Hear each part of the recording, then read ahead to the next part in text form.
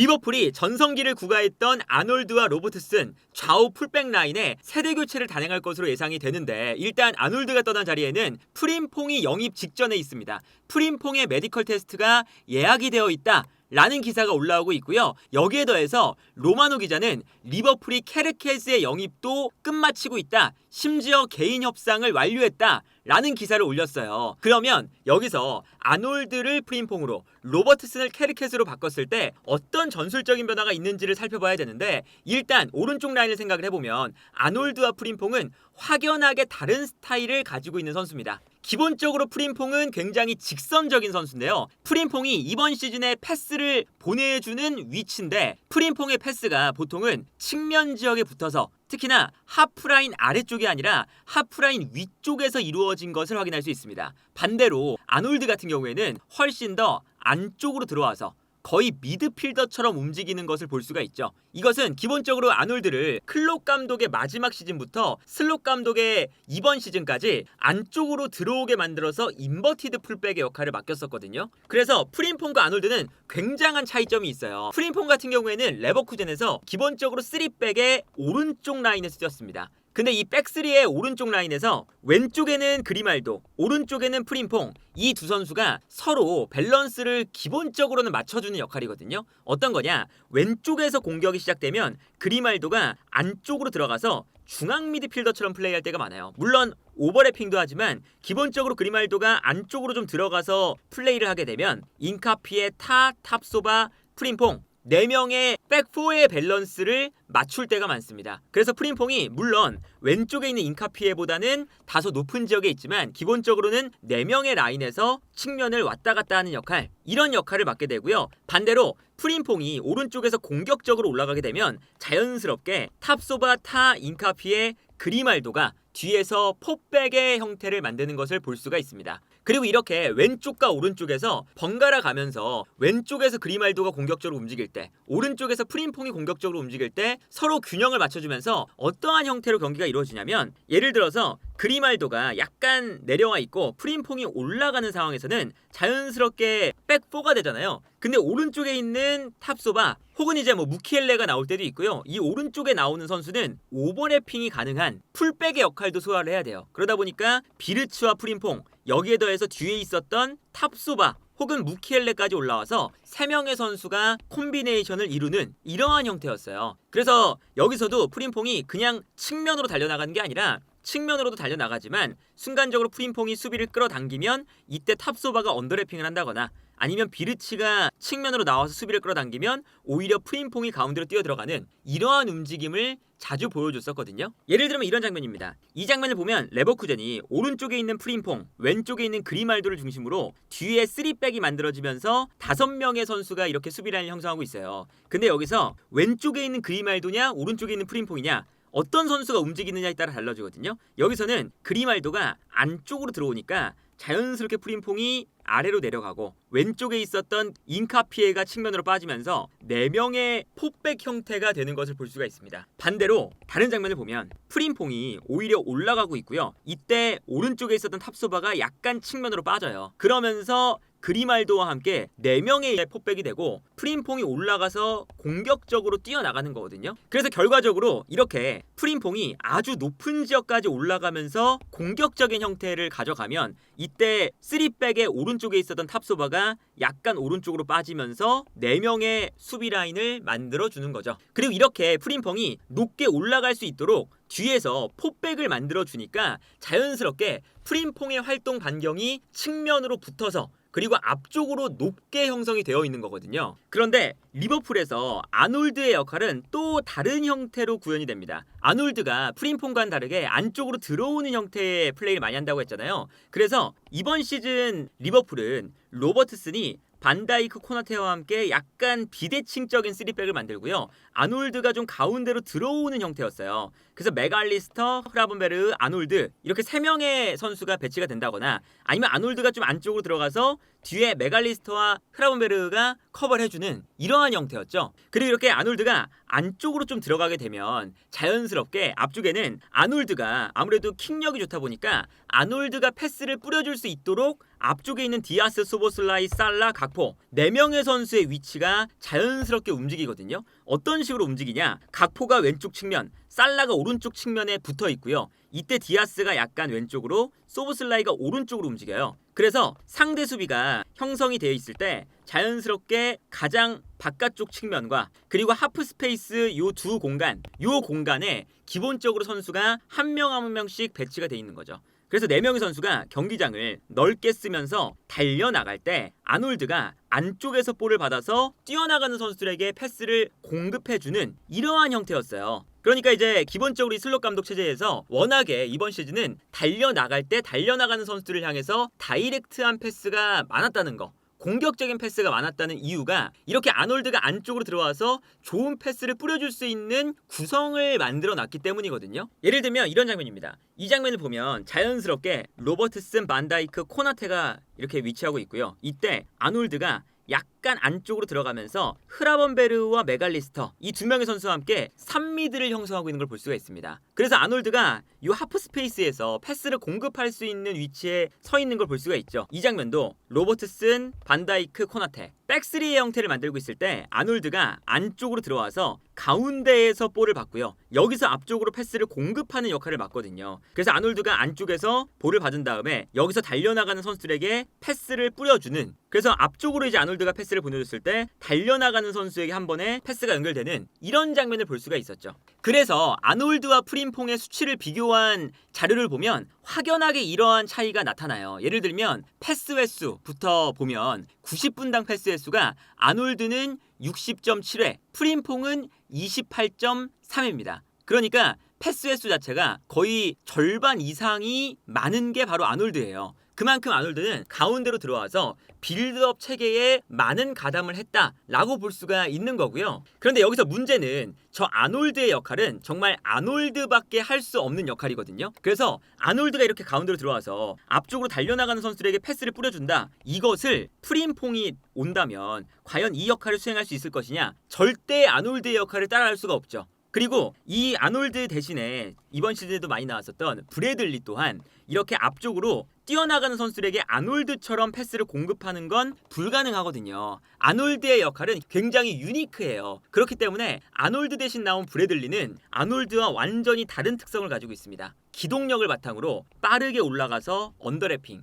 혹은 오버래핑을 통해서 살라와 소보슬라이 2명의 선수를 도와주는 거죠. 예를 들면 이런 겁니다. 기본적으로는 살라가 보통은 측면으로 빠지면서 수비를 끌어당겨요. 그러니까 살라가 이번 시즌에 어시스트도 많고 기본적으로 살라의 기점 패스가 굉장히 많은데 살라가 측면에서 볼을 잡으면 수비가 끌려 나올 때 이때 소보슬라이가 침투해 들어가는 경우가 굉장히 많이 나오죠. 근데 이렇게 소보슬라이가 중앙 수비수에게 붙잡혀 있으면 이때 브래들리가 뒤에 있다가 빠르게 언더래핑을 해서 뛰어나가고요. 이때 살라가 브래들리에게 패스하는 이런 장면을 이번 시즌에 브래들리가 나왔을 때는 굉장히 많이 보여줬습니다. 상황에 따라서는 뭐 브래들리가 이렇게 움직이지 않고 살라가 가운데로 들어올 때 브래들리가 측면으로 돌아뛰는 이런 장면도 많이 나왔었고요. 그래서 당장 지난주 경기를 보면 이런 장면이 나오죠. 이 장면을 보면 각포 그리고 중앙에 키에사가 있었고 오른쪽에 살라가 있었습니다. 그리고 소보슬라이 자리에 나왔었던 이제 엘리엇이 이렇게 4명의 선수가 있어요. 근데 이렇게 4명의 선수가 전방으로 달려 나가는데 그 순간 가장 오른쪽에 있었던 살라 쪽으로 일단 패스가 넘어갑니다. 그래서 살라가 수비수 한 명을 본인의 지역으로 끌어당겨요. 근데 살라가 이렇게 본인의 진영으로 수비를 끌어당겼을 때 그 순간 엘리엇이 가운데 있지만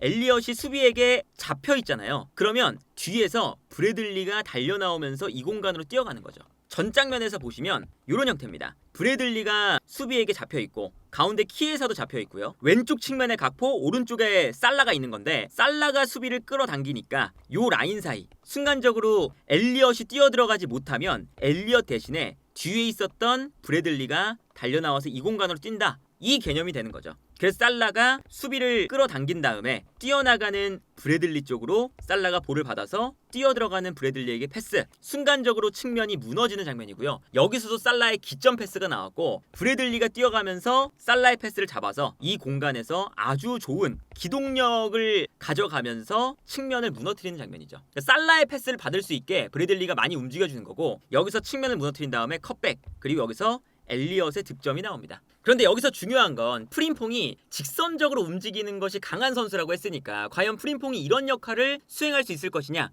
특히나 직선적으로 올라가는 게 아니라 살라가 수비를 끌어당겼을 때 안쪽으로 뛰어들어가는 이런 역할을 프림퐁이 소화를 해야 되거든요. 왜냐하면 살라가 이제 프림퐁이 온다고 해서 살라를 안쪽으로 집어넣게 되면 살라의 장점, 기점 패스가 잘 안 나와요. 살라가 이번 시즌에 리버풀의 공격에서 풀어줬던 건 살라의 영향력이 있기 때문에 측면으로 수비를 끌어당기고 끌어당겼을 때 패스를 찔러준 거거든요. 그렇다면 프림퐁도 어느 정도는 살라가 만들어준 공간을 활용을 해야 되는 건데, 이런 역할을 이미 프림퐁이 레버쿠젠에서 해본 적이 있습니다. 예를 들면 이런 장면이에요. 이 장면을 보면 프림퐁이 측면에서 가운데로 뛰어들어가고 있고요. 이때 앞쪽에 있는 공격수가 먼저 뛰어들어갑니다. 그러면서 수비가 앞쪽에 있는 선수에게 끌려 나가거든요. 그러면 앞쪽으로 수비가 끌려 나가는 그 순간 프림퐁이 가운데로 들어와요. 그리고 여기서 앞쪽에서 볼을 받은 선수가 볼을 받아서 프림퐁에게 떨어뜨려주죠. 그러면서 프림퐁이 좋은 기회를 안쪽으로 들어와서 잡게 되고요. 슈팅까지 기록하는 이런 장면을 볼 수가 있습니다.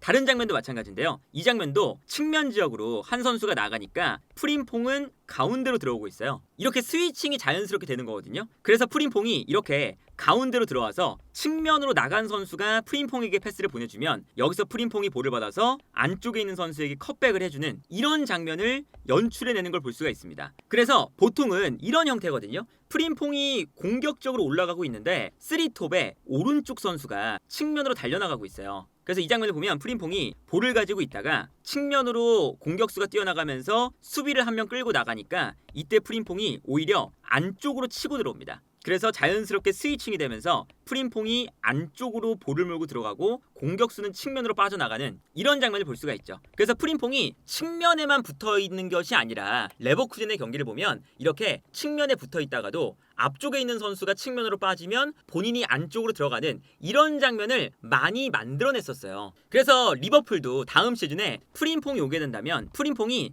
그냥 단순하게 직선적으로 올라가고 살라가 가운데로 들어온다, 이렇게 해버리면 살라가 안쪽으로 들어오는 만큼 아무래도 수비가 가운데로 들어오게 되고요. 그리고 살라가 워낙에 집중 견제를 받는 선수다 보니까 살라를 그냥 안쪽에 넣어버리면 공간이 안 나오는 이런 장면이 발생을 할 수가 있거든요. 그리고 이때 이렇게 살라를 향해 들어가면 프림퐁이 측면에서 볼을 받는데, 이렇게 프림퐁이 볼을 받는 것보다 살라가 볼을 받는 게 아무래도 경기를 만들어가는데 훨씬 더 유리하거든요. 살라가 워낙에 경기 조립을 잘하는 선수라서. 그래서 오히려 이러한 형태보다 살라가 이번 시즌처럼 측면으로 붙어서 수비를 끌어당길 때 이때 프림퐁이 뒤에서 대기하고 있다가 살라가 수비를 끌어당기는 순간 살라가 뛰어나가는 프림퐁에게 패스를 보내주는, 그리고 상황에 따라서는 프림퐁에게 수비가 끌려나가면 소보슬라이에게 공간이 나서 살라가 소보슬라이에게 패스를 보내주는 이러한 형태로 살라에게 오히려 패스의 선택지를 만들어주는 역할을 프림퐁이 수행할 가능성이 높아 보인다. 그래서 이 프림퐁이 기본적으로는 수비적인 면은 이제 아놀드보다 엄청 좋다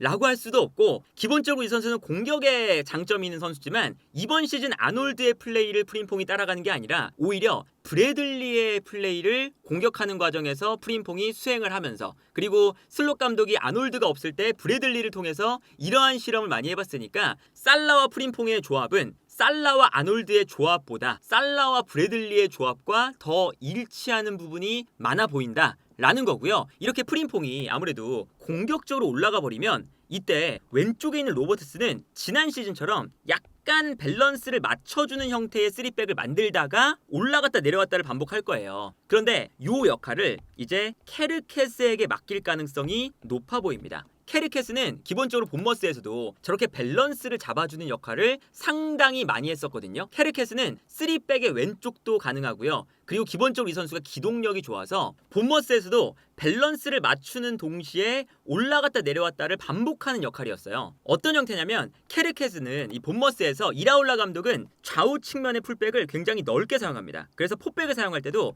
이렇게 경기장을 넓게 사용하면서 케르케스와 오른쪽에 있는 아담 스미스가 나오거나 아니면 아라우오가 나오거나 좌우 풀백을 넓게 배치를 시켜요. 그리고 앞쪽에 있는 테버니어와 세메뇨 혹은 이제 이 공간에 와타라가 나올 때도 있는데 좌우 측면 공격수도 넓게 퍼지게 만듭니다. 그래서 경기장을 일단 좌우 측면에서 풀백이든 측면 공격수든 넓게 쓰는 편이에요. 그러다가 공격의 방향을 왼쪽으로 갈 때 혹은 오른쪽에 갈 때 자연스럽게 밸런스를 맞추게 되거든요. 예를 들면 오른쪽에서 패스가 넘어가면 자연스럽게 테버니어가 안쪽으로 들어오고요. 풀백이 공격적으로 올라갑니다. 그러면 그 순간 자연스럽게 케르케스가 왼쪽에서 높게 올라가는 게 아니라 약간 밸런스를 맞춰주면서 가장 측면에는 세메뇨가 위치하고 오른쪽에는 풀백이 올라가는 역할, 그리고 케르케스가 이렇게 뒤쪽에서 약간 비대칭적인 3백을 만들어주는 역할이죠. 반대로 볼 자체가 왼쪽으로 넘어간다 라고 하면 케르케스가 높게 올라갈 때 세메뇨가 약간 안쪽으로 들어오고요. 그 순간 자연스럽게 반대로 3백이 만들어지는 이런 형태거든요. 그래서 케르케스가 이렇게 3백을 만들어 주다가도 순간적으로 튀어나가서 측면 공간을 넓게 활용하는 이런 역할을 맡았었어요. 그래서 예를 들면 이런 겁니다. 이 장면을 보면 본머스가 왼쪽에 케르케스부터 좌우로 이렇게 넓게 포백이 퍼져 있는데 오른쪽에 있는 오른쪽 풀백과 왼쪽에 있는 케르케스 경기장을 넓게 사용합니다. 그리고 이때 앞쪽에 있는 측면 공격수들도 넓게 퍼져서 앞쪽에서 또 측면을 넓게 사용하죠. 그래서 측면 공격수와 풀백이 측면 라인을 밟으면서 경기장을 이렇게 폭넓게 쓰고 있는데 여기서 예를 들어서 오른쪽으로 공격이 전개되면 케르케스가 안쪽으로 들어오는 이러한 움직임이고 반대로 케르케스가 높게 올라가면 오른쪽에 있는 선수가 가운데로 들어오는 이런 형태인 거거든요. 그래서 케르케스가 이런 순간이 꽤 많이 나옵니다. 이 장면을 보면요. 오른쪽에서 공격을 전개하고 있었는데 이때 케르케스가 안쪽으로 들어와서 3백을 만들고 있고 오른쪽 풀백은 높은 지역까지 올라가 있는 이런 장면을 볼 수가 있죠. 이 장면도 케르케스가 자연스럽게 약간 비대칭적인 3백을 만들면서 오른쪽 풀백은 높게 올라가서 공격적으로 움직이고 있는 것을 확인할 수가 있어요. 그리고 케르케스의 위쪽에는 세메뇨가 있기 때문에 굳이 케르케스가 올라가지 않아도 되는 거죠. 그리고 왼쪽에서 공격이 전개될 때는 세메뇨가 안쪽으로 들어오고 케르케스가 측면으로 높게 올라가는 이러한 형태가 되는 거거든요. 그래서 케르케스가 이렇게 3백을 만들다가도 공간이 보이는 순간 빨리 올라가는 이 기동력이 정말 빨라요. 로버트슨과 굉장히 유사한 움직임이죠. 그래서 이 장면도 보면 케르케스가 앞쪽에 공간이 생기니까 빌드업을 할 때 오른쪽에서 볼이 넘어오는 순간 공간이 비는 거잖아요. 그래서 케르케스가 뒤에서 순간적으로 튀어 올라오기 시작합니다. 3백을 만들다가. 그래서 이 공간을 빠르게 활용하면서 케르케스에게 볼이 넘어가는 이런 장면이거든요. 이런 이제 빠른 전진 능력, 빠른 수비 복귀 능력을 보여주는 선수예요. 그래서 아마도 이번 시즌 아놀드와 로버트슨의 조합에서 아놀드가 조금 더 프리하게 움직이면 로버트슨이 밸런스를 맞춰주는 역할이라고 말씀을 드렸는데 그 역할을 아마 케르케스가 수행을 할 가능성이 높습니다. 이 장면에서도 로버트슨이 왼쪽에서 밸런스를 맞춰주고 있고 아놀드가 안쪽으로 들어가서 자유롭게 움직이고 있거든요. 그래서 자연스럽게 반다이크와 코나테 두 명의 선수와 함께 로버트슨이 3백을 형성하고 있잖아요. 근데 왼쪽에서 공격이 전개되면 이렇게 뒤에 있다가 로버트슨이 빨리 올라가서 공격에 또 가담을 해줘야 되거든요. 그래서 케르케스의 기동력을 보면요. 여기서도 패스가 측면으로 전개될 때 케르케스가 뒷걸음질을 치고 있는데 이때 패스가 약간 짧게 오니까 방향을 바꿔서 튀어나오는 수비를 합니다. 굉장히 이 선수가 기동력이 좋고 저돌적이에요. 그래서 패스가 왔을 때 튀어나오면서 케르케스가 수비를 하고요. 여기서 끊어냅니다. 그리고 여기서부터 케르케스가 쭉 밀고 올라가요. 근데 워낙에 기동력이 좋은 선수라서 케르케스의 움직임을 상대 선수들이 아예 따라가질 못합니다. 이쪽 공간을 순간적으로 커버하는 게 늦고요. 그리고 이 공간으로 케르케스가 뛰어오는데 케르케스의 스피드가 워낙에 빠르다 보니까 쭉 밀고 올라가면서 비어있는 공간을 확실하게 활용을 해요. 그 다음에 이 선수가 왼발 킥력이 더 좋다 보니까 케르케스의 크로스가 환상적인 궤적을 그리면서 반대편으로 도달하고 여기서 득점을 만들어내는 이런 장면을 볼 수가 있고요. 기본적으로 케르케스가 이 장면도 보시면 경기장을 넓게 사용하고 있잖아요. 그러다가 타이밍을 보다가 본인을 마크하고 있는 선수가 딴 쪽으로 시선이 쏠려 있을 때 케르케스가 순간적으로 공간을 향해 튀어나갑니다. 그래서 이 장면도 케르케스가 순간적으로 튀어나가는 속도가 빠르니까 재빨리 안쪽으로 들어오는 세메뇨가 있고요. 세메뇨가 안쪽으로 들어와서 순간적으로 수비를 안쪽으로 끌어당기고 이때 케르케스가 올라갈 수 있는 공간을 만들고 있어요. 그리고 순간적으로 케르케스를 놓친 선수가 케르케스를 따라가지 못하고 있죠. 그러다 보니까 여기서도 안쪽으로 수비를 끌어당겨 놓고 케르케스가 달려가고요. 이 공간을 향해서 패스가 들어가는, 워낙에 케르케스가 스피드가 빠르다 보니까 이 공간으로 맹렬하게 뛰어가는 것을 볼 수가 있습니다. 그리고 케르케스가 수비 복귀 속도도 굉장히 빨라서 예를 들면 이게 토트넘과의 경기인데 브레넌 존슨이 달려나가고 있고요. 여기서 이 뒷공간으로 패스가 들어가거든요. 브레넌 존슨 하면 워낙에 프리미어리그 내에서도 스피드가 빠른 선수인데 브레넌 존슨과의 스피드 경쟁에서 케르케스가 분명히 약간 늦게 출발을 했는데 그럼에도 불구하고 브레넌 존슨을 빠르게 따라가서 마지막에는 태클로 볼을 끊어내는 장면이 나옵니다. 이런 장면을 보면 케르케스가 스피드도 굉장히 빠르고 수비에서 공격으로 전환되는 속도, 이런 것들이 마치 전성기의 로버트슨을 연상시키는 장면들을 많이 만들어내는 거죠. 그래서 프림퐁과 케르케스가 동시에 합류하게 되면 이러한 형태로 리버풀은 공격을 전개할 가능성이 높은데, 예를 들어서 케르케스가 약간 밸런스를 잡아주면서 3백이 되고요. 프림퐁이 높게 올라갑니다. 근데 높게 올라갔을 때 살라가 안쪽으로 들어오는 경우도 있겠지만, 그래서 프림퐁에게 수비가 쏠리면 살라가 안쪽으로 뛰어들어가는 이러한 움직임도 나오겠지만, 프림퐁이 기본적으로는 약간 뒤에 쳐져서 살라가 수비를 끌어당길 때 이때 프림퐁이 안쪽으로 뛰어나가는 이런 장면이 많이 나올 거고요. 이때 디아스와 소보슬라이가 이번 시즌처럼 이렇게 왼쪽과 오른쪽 하프 스페이스를 점유하면서 수비를 한 명씩 붙잡아 놓으면 이때 프림퐁이 안쪽으로 뛰어들어가고 살라의 패스를 받아주는 이러한 형태가 될 거고요. 이때 케르케스가 밸런스를 맞춰주다가 왼쪽에서 공격이 발생을 한다 라고 했을 때는 각포가 볼을 잡을 때 각포가 안쪽으로 볼을 몰고 들어오면 기본적으로는 사실 살라가 경기를 시작을 하는 주축이거든요. 그래서 살라 쪽에서 공격이 시작되면 아무래도 상대 수비가 한쪽으로 쏠리게 되니까 이때 각포에게 방향 전환 패스가 들어갈 텐데, 그러면 각포가 볼을 잡는 순간 그때서야 케르케스가 튀어나가게 되고요. 여기서 이제 튀어나가는 속도가 중요한 게, 케르케스가 한 명의 수비에게 붙잡혀 있는데 이때 각포가 볼을 잡는 순간 이 선수를 제끼고 먼저 뛰어나가게 되면 순간적으로 2대1 장면을 만들어주는 거죠. 그러면서 각포가 안쪽으로 볼을 몰고 들어가면 케르케스가 측면으로 뛰어 들어가고, 그리고 각포가 측면으로 볼을 몰고 들어가면 수비가 끌려 나갈 때 케르케스가 안쪽으로 들어가는, 순간적으로 이 3백 밸런스를 맞춰주다가 튀어 올라가는 이 속도를 케르케스에게 맡기면서 공수양면으로의 밸런스와 운동량을 중요시하는 이러한 형태의 좌우 풀백의 역할, 마치 케르케스는 전성기 로버트슨, 그리고 프림퐁 같은 경우에는 아놀드와는 조금 다르지만 브래들리가 공격 상황에서 보여주는 살라와의 호흡을 어느 정도 유사하게 만들어 나가면서 좌우 풀백의 공격이 만들어지지 않을까. 그래서 기본적으로 프림퐁과 케르케스가 왔을 때 아놀드와 로버트슨의 이 좌우 풀백의 조합과 엄청나게 다른 전술이 만들어진다거나, 슬롯 감독이 이번 시즌에 보여줬던 전술에서 엄청나게 다른 그런 변화가 일어나는 게 아니라, 슬롯 감독이 이번 시즌에도 보여줬었던 비대칭 3백에 기반한 전형을 만들면서 왼쪽에서는 로버트슨의 자리를 케르케스가 대체하고 오른쪽에서는 아놀드의 자리를 프림퐁이 대체하면서 조금 더 아놀드보다는 직선적인 움직임을 많이 가져가는 이러한 형태가 자연스럽게 이루어지지 않을까 싶네요.